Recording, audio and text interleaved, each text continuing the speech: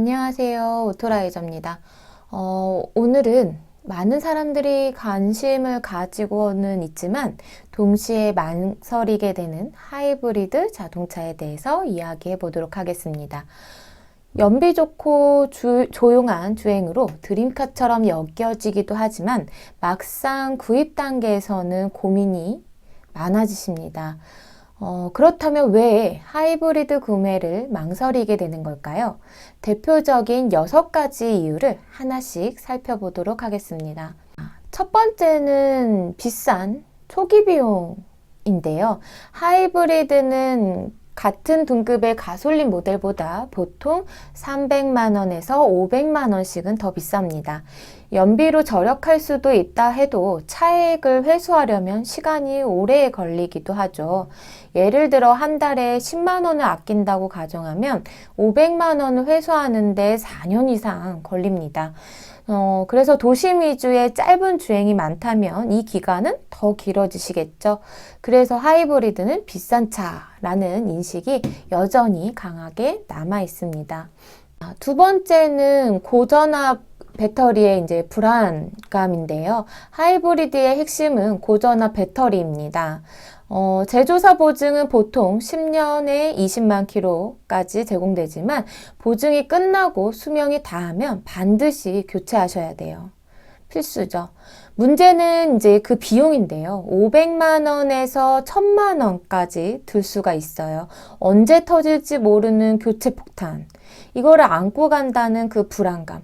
이 점이 하이브리드의 구매를 주저하게 만듭니다. 특히 중고차 시장에서는 이 배터리 문제가 감가상각을 크게 만드는 원인이 되기 때문이죠. 세 번째는 복잡한 구조와 높은 수리비입니다. 하이브리드는 가솔린 엔진과 전기 모터, 이 두 가지 동원력이 함께 작용이 되는데 여기서 인버터, 그 다음에 컨버터, BMS 등 고전압 부품이 더해집니다.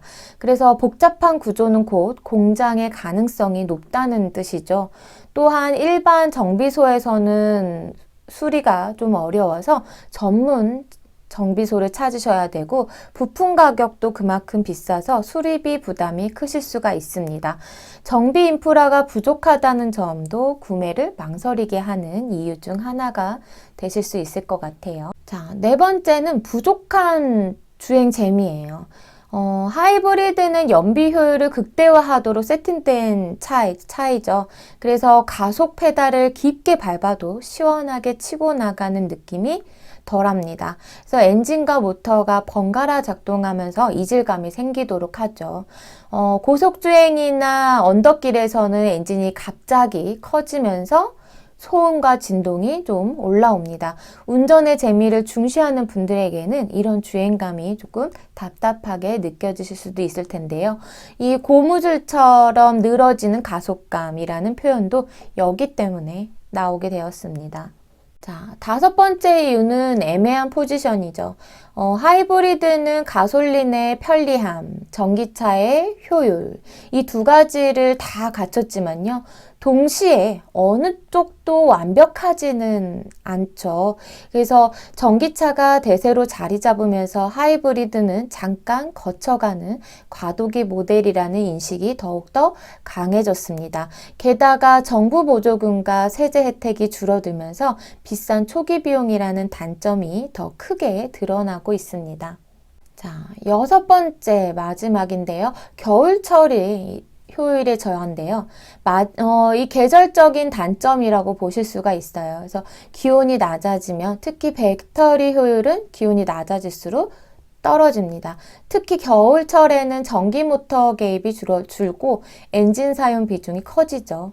그래서 결과적으로 연비는 좀 하락이고요. 히터를 켜기 위해 엔진이 계속 작동하면서 가솔린 차와 큰 차이를 느끼지 못할 때도 있습니다. 조용하고 효율적인 하이브리드가 추운 계절에는 기대에 못 미친다는 이야기죠. 오늘 이야기를 정리해보자면 비싼 초기 비용, 고전압 배터리 불안, 그리고 복잡한 구조와 수리비, 그리고 또 부족한 주행 재미, 애매한 포지션, 그리고 겨울철 효율 저하. 이 6가지가 많은 사람들의 하이브리드를 망설이는 이유인데요. 물론 단점에도 불구하고 하이브리드는 여전히 인기 있는 선택지입니다. 특히 도심 주행에서 보여주는 압도적인 연비와 정숙성은 다른 차가 쉽게 따라올 수 없는 장점이죠. 그래서 주유만으로 장거리 여행이 가능하다는 점도 현실적인 강점입니다. 그래서 결국 선택은 운전자의 라이프 스타일에 달려 있겠죠. 여러분은 하이브리드에 대해서 어떻게 생각하시나요? 댓글로 다 자유로운 의견을 남겨주시면 감사하겠습니다. 저는 다음 시간에도 알찬 이야기로 찾아오겠습니다. 오늘도 끝까지 시청해 주셔서 감사합니다.